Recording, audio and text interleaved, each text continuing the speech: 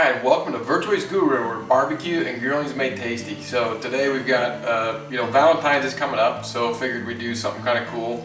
And so I'm going to do the ribeye sweetheart steak process. And so you can see, obviously this is two ribeyes put together. I trimmed up a little bit, but not too much. And it's one of those things that if you can pick up the steaks yourself, or if you get a group of them that you're going to do, just kind of look for the ones that are a little more narrowed down towards the bottom and a little thicker on the top. You can also, you can cut these steaks and kind of butterfly them and open up to be a heart. The only thing with that is, if you're going to do that, you need to buy a really, really thick a piece of meat. So that way, you don't overcook it or it works right. So for this one, I'm just going to do two, so we'll each have a steak, and that'll work out really good.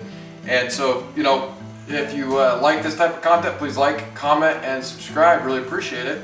And with this one, like everything else, if any of these products that that you can't have, that you don't have access to, or that you don't have that you want, I've got an Amazon store, so you can grab those. I'll put a link up here. But what we're going to put on this is pretty straightforward. We're going to use lime juice to squeeze on it, and we'll do both sides this way. And then we'll add in our carne asada seasoning. And then I'm going to use this habanero powder blend that's really good. And it's spicy, but if you like spice, this is a must-have that goes on all kinds of stuff. We've been using it on a lot of different things, so it's become one of our go-to spices. And same with the carne asada rub. I do stuff like the carne asada street tacos and those types of stuff. So I'll put a link up there for you to watch that type of stuff. But it's a great seasoning when it comes to beef.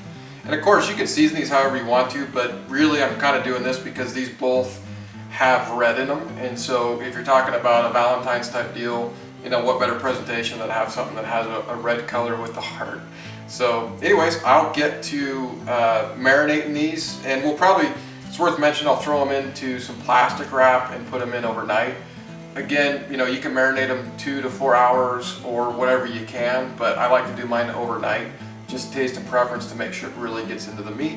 And then we're actually going to reverse sear these. So we'll smoke them for about an hour, and then we'll take the meat off, and then I'll get some cast iron smoking hot and put some oil on it, and then sear these bad boys so that we get a nice sear and nice flavor on the outside of them. So get them mixing them up.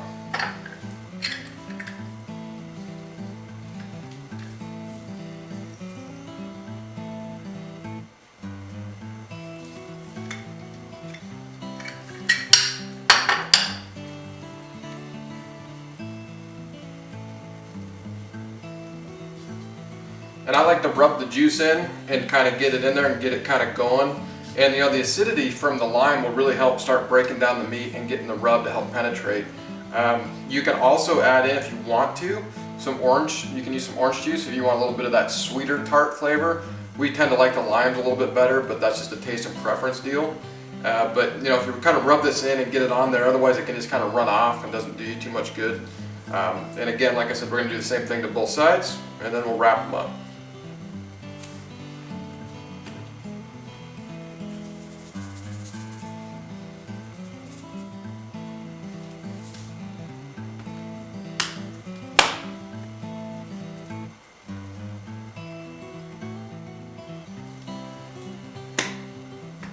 Alright, so now I'm just going to kind of rub that into the meat, get it, I'm not going to rub too much, I'm just going to kind of pat it in to kind of get it going in there, tied to that lime juice and bound together.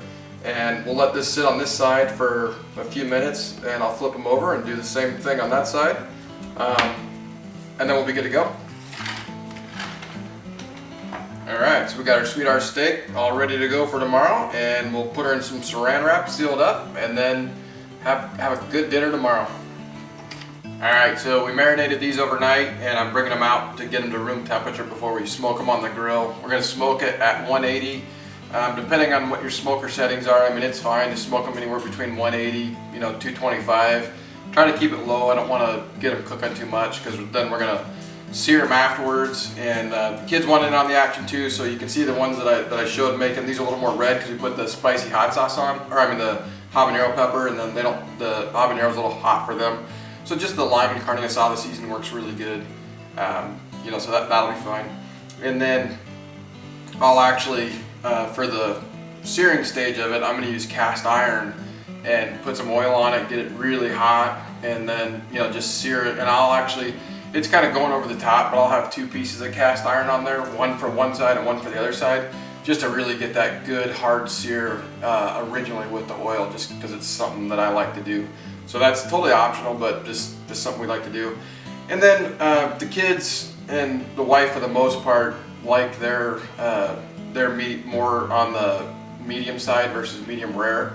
And so, a lot of folks, you can cook it however you want to cook it, to whatever temperature. But I'm actually going to use a temp probe just to get it to where it's just right before it gets right at medium, and that'll be about perfect. And that's part of why I do ribeyes, because it's a little bit forgiving. It's got a lot of marbling in the meat, and it's one of the steaks that, in my opinion, you can cook it a little bit longer than you can, say, like a New York or something a lot leaner. That I wouldn't do, or fillets. For me personally, that's got to be medium rare. But I don't mind ribeyes medium, because they got such good fat content and stuff like that in them, and flavorful, and so they can handle a little bit more. But that's a taste and preference thing, so that's up to you, whatever you want to do. But I still like to get that good sear on the outside just to lock in some of the flavor, and it looks cool. So we'll do that. And I've got the grill going right now. These will probably sit out for 30 minutes or so, just till they get warmed up a little bit, and then we'll toss them on and get smoking.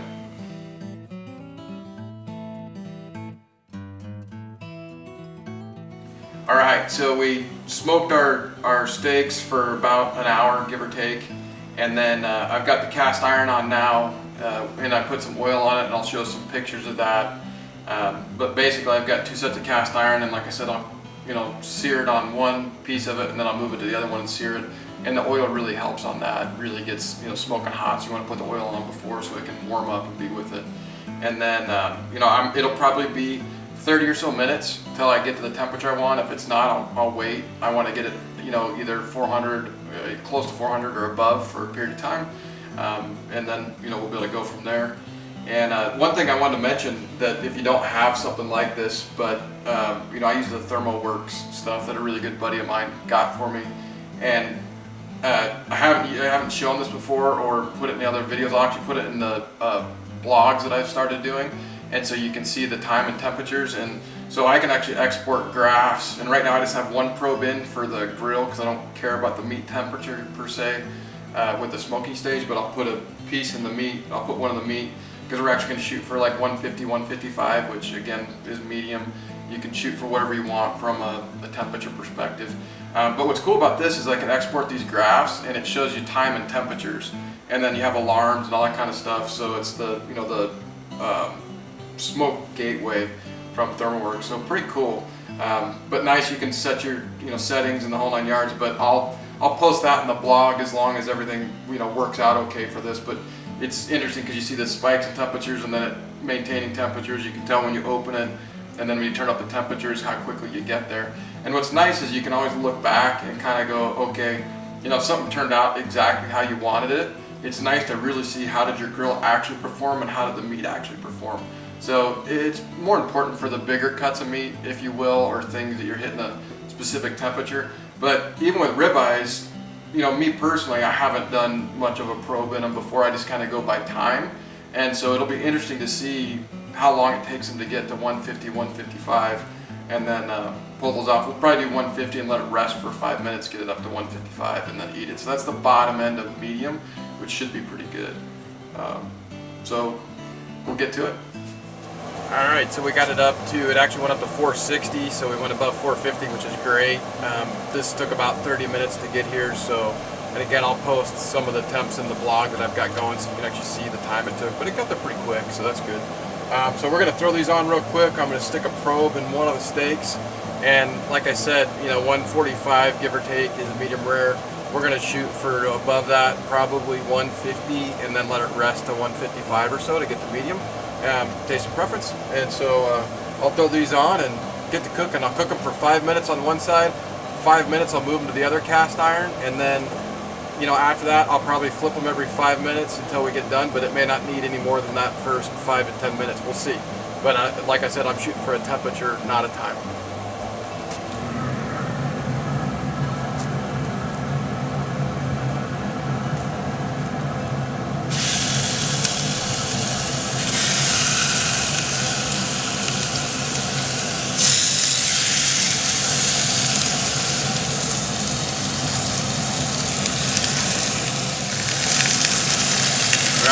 to go.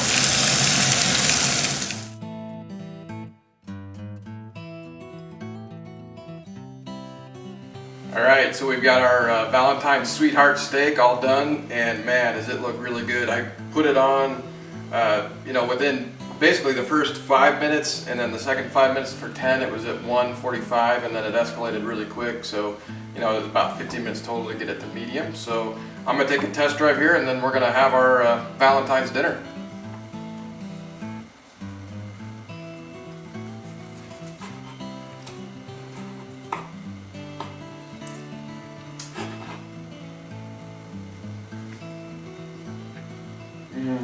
Man, it's so good.